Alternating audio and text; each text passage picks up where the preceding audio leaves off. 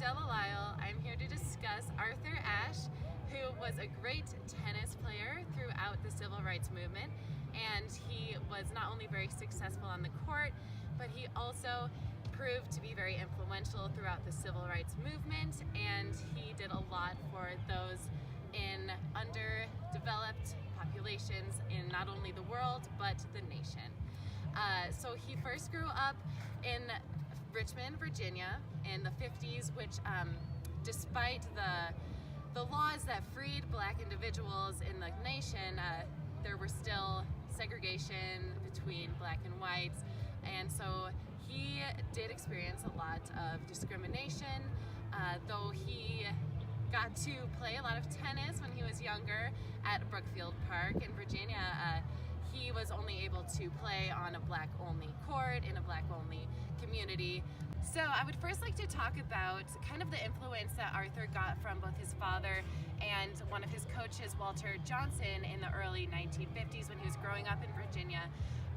It was very interesting because although he was a part of the black community, he learned a lot of conservative ideas from his father, and his father learned that you really had to have a good sense of etiquette and manners and composure to kind of appeal to the white audience, especially because he wanted his son to have success in the world, which was a white man's world.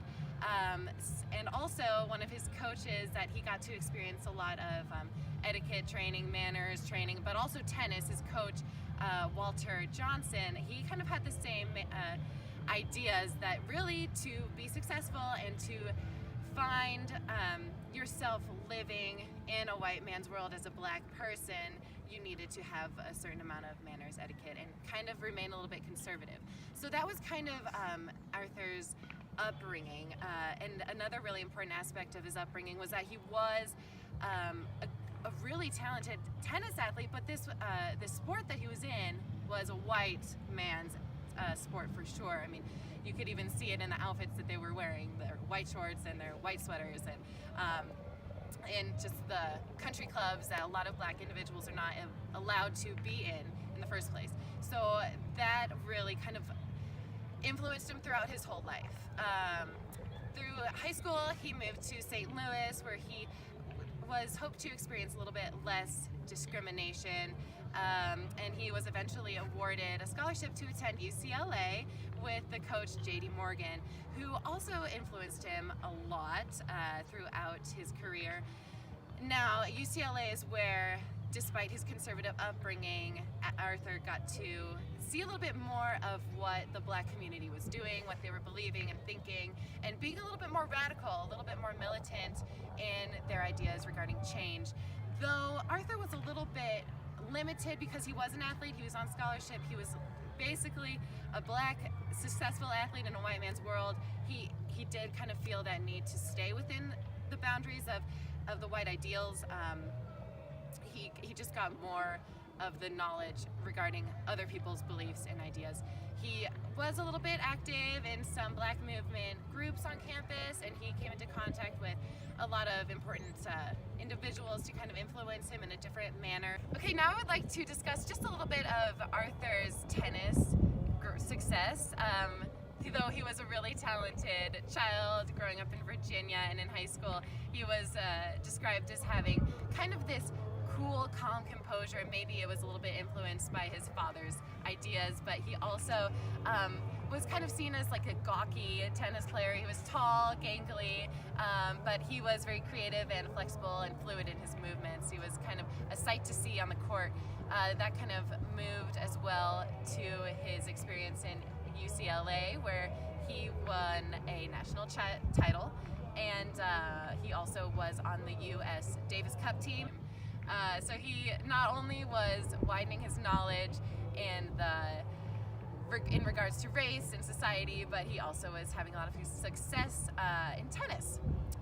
After his involvement at UCLA, he went to serve his time for the Army Reserves, and his coach J.D. Morgan kind of gave him advice to do 4 years instead of 2 as an officer, so he could avoid combat, which was actually a really good idea because during that period, 1966, to the 70s, he got a lot of good training in, and he had kind of a bit of success in tennis. He was ranked 7th and 9th in the world in tennis for 67 and 66. And so the Army Reserve was a very good way for Ashe to kind of avoid being in combat, but to also kind of foster his tennis and to also foster his ideas regarding society and race in America. In 1968, actually, he was in charge of giving a speech at the the Redeemer Church speech in Washington, D.C., which kind of was a bridge and an awakening of his more conservative ideologies from the past, and moved a little bit more toward radical, if you will, activism for blacks in America. Though he was a little bit reprimanded for that, being affiliated with the Army, he still was involved in being more adventurous and kind of stating his ideas in a more militaristic way. In the 1970s, Ashe was a professional tennis player. He was doing some of his best tennis. He was traveling around the world, and he actually was doing a lot more advocacy for individuals suffering and being negatively affected by the apartheid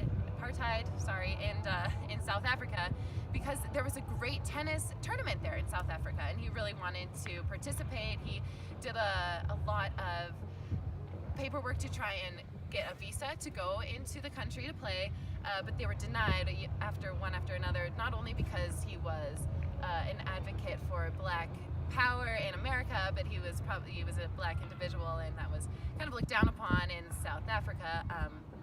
But that was another platform that he used, that history, to kind of speak out against apartheid and the injustices that were happening there. That was one of his big passions. Also throughout the 70s, he was, in the 1975, he went to Wimbledon, he went to the US Open, the French Open, Australian Open. He won the tennis Grand Slam, one of the few individuals to do that, especially African American individuals to do that. And so the whole time he was also doing endorsements and traveling the world, playing tennis, basically just really serving a lot of important things in our society. So now I would like to discuss kind of just the lasting legacy that Ashe has and had for a really long time.